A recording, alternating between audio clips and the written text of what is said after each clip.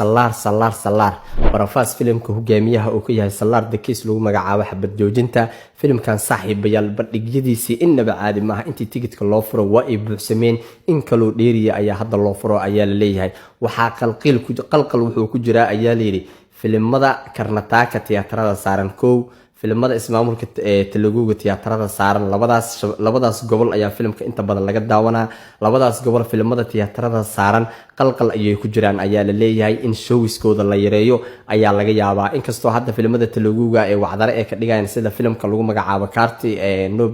Carti State Nobody inkastoo wacdare tiyaatarada uu ka dhigayo laakiin haddii la gaaro arbacada wixii ka dambeeyo waxaa laga yaabaa in hoos loo dhigo showiskiisa maxaa yeelay tigidyada salaar la iibsanayo aaba inta ku oolinba waa la booba ayaa la leeyahay bandhig hadda tigidyada showiska